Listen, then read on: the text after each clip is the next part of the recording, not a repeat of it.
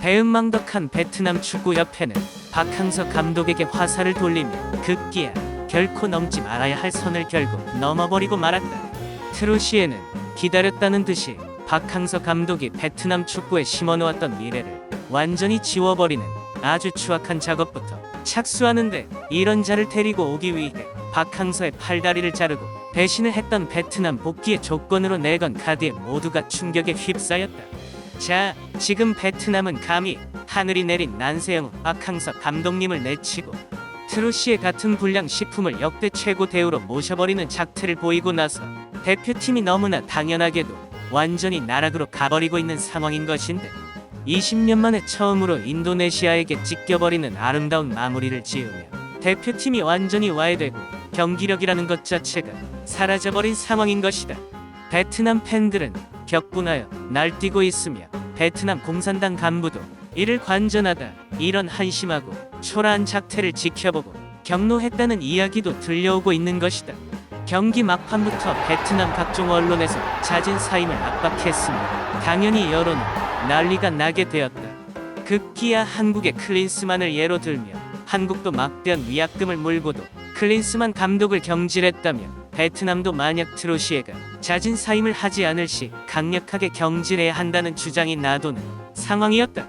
결국 경기가 끝나자마자 즉각적으로 트로시에 감독에 대한 해임 처분이 발표될 수밖에 없었던 것인데, 당연하게도 이렇게 된 이상 5년 만에 베트남 축구를 멱살을 잡고 캐리해버린 박항서 감독을 왜 토사구팽했는지 의문점이 생길 수밖에 없는 부분인 것이다.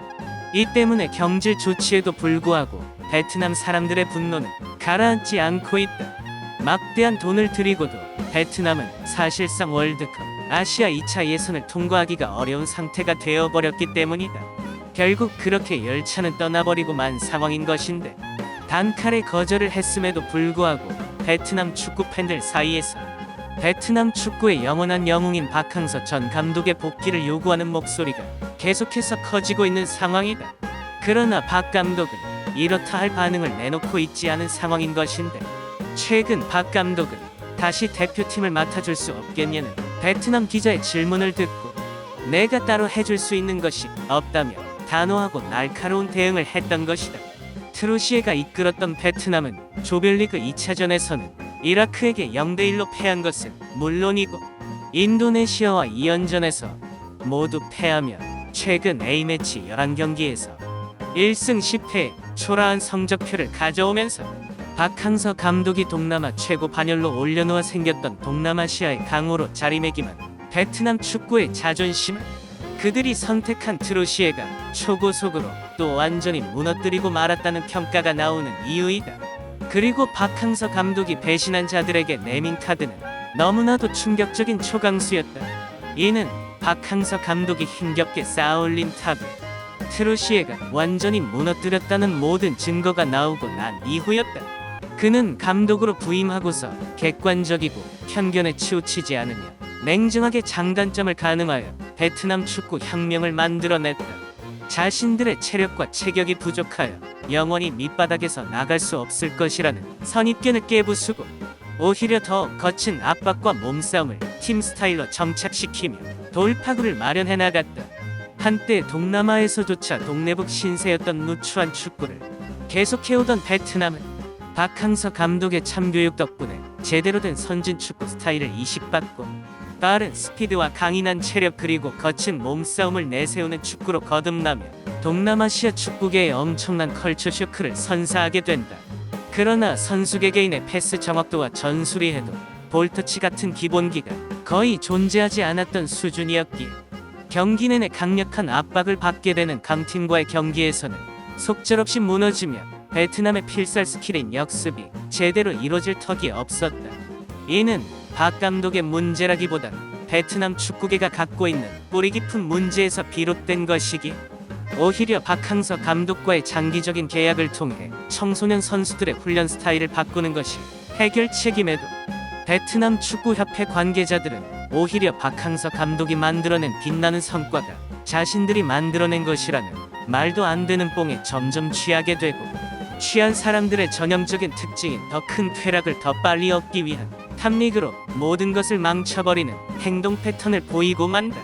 당시 박항서 감독이 5년간 악전 고투하긴 했지만 본체가 워낙 허약하기에 베트남 축구의 월드컵 경쟁력은 여전히 미약할 수밖에 없었던 상황이었다. 박 감독은 허약한 베트남의 기본기를 올리기 위하여 평균 나이가 21세가 안 될 정도로 젊은 유망주들을 발굴하는 토양을 만들며 미래가 더 기대되는 베트남 축구의 장기적인 선순환 사이클을 구축하며 묵묵히 정진을 하고 있었다. 이런 박항서 감독에게 베트남 축구협회는 화살을 돌리며 급기야 결코 넘지 말아야 할 선을 결국 넘어버리고 말았다. 결국 박항서 감독은 그동안의 악전 고투에도 불구하고 그가 기용한 왼팔 오른팔과 같은 최주영 박사와 김태미 코치가 잘려나가고 23세 이하 팀 감독 자리를 박탈당하는 참을 수 없는 치욕을 당하게 되고만 상황으로 치닫고 말았다. 그리고 박항서 감독에게 전폭적인 지원을 해주겠다는 약속은 물거품처럼 사라지고 스스로를 붕괴시킬 트로시에라는 악수를 두기 위해 존버를 하며 베트남의 모든 악몽이 시작되고 만 것이다.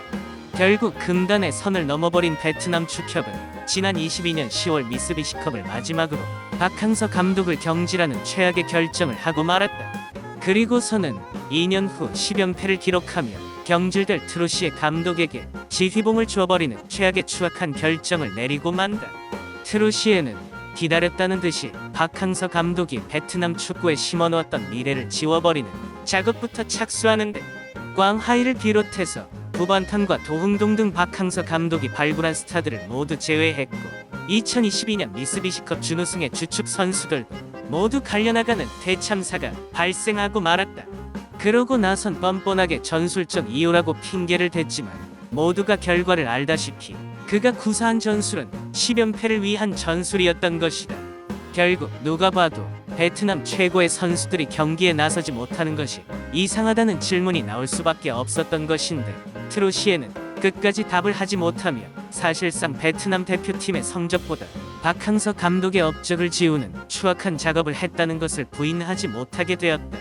그리고 트로시에는 10연패 후 경질 과정에서 최근 박항서 감독과 비교된다는 질문에 대해 언론의 비판은 당연하다.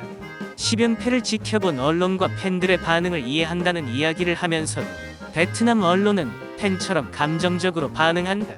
자신이 8개월 동안 이룬 성과를 보지 않는다. 나를 선임하기 전 베트남이 월드컵 예선에서 8패를 기록했다는 사실을 잊고 있다는 발언으로 박항서 감독을 헐뜯은 행위도 서슴지 않는 기괴한 모습을 보이는 추태를 부렸다. 베트남 매체 VN 익스프레스는 박 감독은 현재 태국이나 인도네시아, 중국 등에서 감독 제안을 받았다는 이야기가 돌고 있기 때문에 영입전에서 이기려면 기존 60만 달러 연봉의 10배를 보장할 수밖에 없을 것이며 박 감독이 칼을 갈고 기용한 코치들은 저승사자에 가까운 인물들이지만 트로시에와 같은 유사 감독에게 지휘봉을 맡긴 후 완전히 붕괴되어 버린 현 베트남 대표팀의 상황상 박 감독이 와주기만 한다면 어떤 거친 지도 행위도 모두 감내해야 한다는 등 조건 없는 박항서 감독의 복귀가 최우선이 되어야 할 것이라 일침을 놓기도 하였다. 허나 있을 때 잘 알아라는 말이 있다. 박항서 보유국인 우리나라의 여론은 당연히도 연봉 10배를 줘도 뒤통수를 친 곳에 가면 절대 안 된다는 것이며 박항서 감독도 정신을 차리고 더 강하게 선을 그어야 한다. 박 감독이 일부러 희망 고문을 하며 배은망덕한 베트남을 더 혼내고 있는 것이며 결국 절대 가지 않는 게 답이다. 어차피 베트남은 그런 금액을 줄 배짱도 자금도 없다. 나는 합리적인 의견이 나올 수밖에 없는 것이며 박 감독의 추구, 행보가 매우 기대가 되는 부분인 것이다. 그리고 오늘 영상이 마음에 들었다면 구독과 좋아요를 잊지 말고 부탁한다. 그럼 이만.